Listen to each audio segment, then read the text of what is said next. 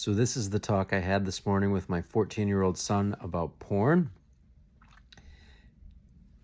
because I wanted him to know that there is something amiss in the cultural trance that has normalized or assumed something as healthy that really is not. And even if it's normal, doesn't mean it's optimal. And it's almost like a near miss on a virtue and a value, but there's something off about it. And here's what I mean. What I told him is that there are a lot of men right now that are essentially giving up their freedom and their sensuality and their power and their intimacy to porn, basically, to make a long story short. And here's we all know, right? We all get a lot of information right now about how screens are addictive and things like that. And they're very, very intelligently engineered, the stuff to stimulate our neurobiology in a way that is an unfair fight. It's hard to not become addicted to it. Even those of us that are intelligent and have discipline, we get caught by it, by even just the likes and the scrolls and the stimulation of it.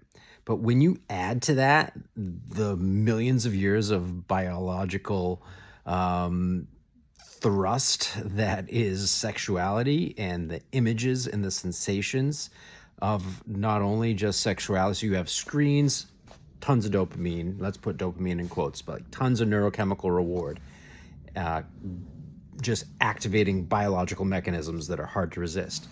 Add to it sex, and you have amped it up even more.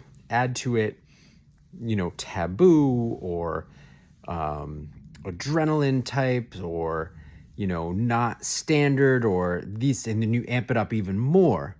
So you basically have this recipe in porn, which is why it's a multi-zillion-dollar industry, that is an unfair fight.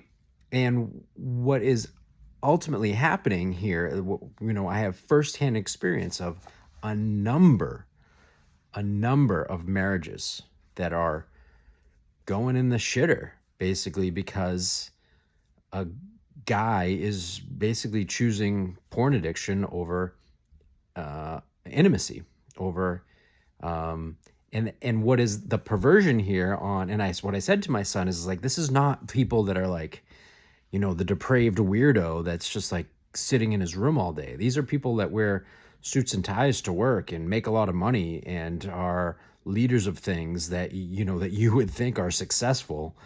And they're also under the impression, maybe even doctors have told them, that it's good for you to ejaculate every day. And then, or they might even think, oh, Mike, come on, man, you're just being too moral or ethical or whatever. You're being too tight about this. Like, grow up. It's 2025. It's consensual, and there's nothing wrong with it. So let's just say, I happen to believe that ethically, that even if a lot of the people that participate in porn, hopefully they're over the age of consent and they are consenting to be there, I still happen to believe that it's a industry based on manipulation and perversion. And even if there are some people that are participating in it in a healthy way, the majority of it is an unhealthy scenario. And I believe it is unethical to participate in that economy.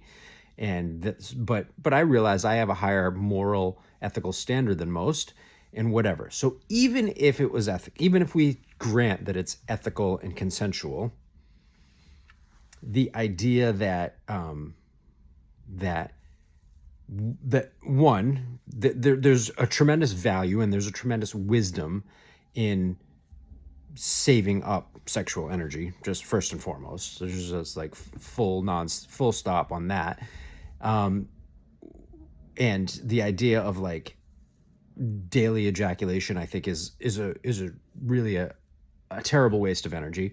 And there are plenty of other things that you can do for your prostate, guys, if that's really a thing. Like, you can do the equivalent of Kegels for men. You can do Mula Bandha exercises. You can be really tonifying that area, and you don't need to be ejaculating to do that. But two, what you don't realize is happening with this is like, you're activating with all those neurochemicals that I was talking about. You're activating your survival mode of your brain in a very powerful way every single day. And all the things that you think you're anxious about or angry about or frustrated about or flat or numb about, when you are so overstimulated, you lose, one, you are activating your survival mode, which in an addictive way, which means you're going through withdrawal at other parts of the day, and you're blaming your anxiety or your anger or your frustration or your depression on this or that or the other thing, when it's really, there's a very good chance that it's actually just addiction withdrawal on a day-to-day basis. And then the other thing is that you're actually desensitizing yourself to be able to experience the joy and beauty of actual real intimacy.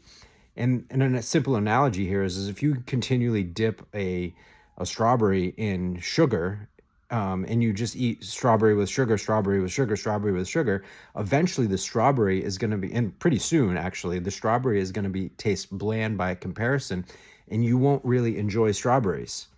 You will no longer enjoy strawberries. And this is what is happening in marriages. Like, the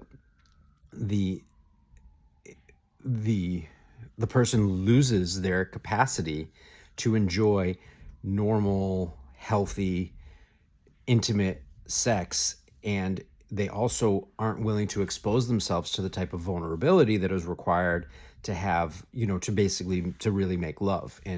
And what they do is become, and they also are learning from the images that the majority of porn are portraying, that sex is about objectification and gratification and pleasure, and it is not about a intimate process where you are very present and vulnerable and open, and instead it is that the real life thing becomes something that actually men become, they wouldn't know this, and they wouldn't even probably admit this, but they become scared of basically participating in.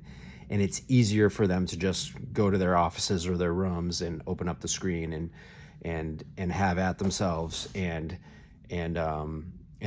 conk out and call it a day. And so a lot of men are trading, even if they are also still sometimes participating in intimacy with their partners, they're really trading in the rewards and beauty of a deeply intimate relationship for the most amplified version of screen addiction that you could possibly have. And I wanted my son to know about this because it comes up a lot, and it comes up often, and it comes up especially in certain circles, it's considered normal. It's considered even healthy in certain ways. And sorry, full of shit. All right. Love you guys.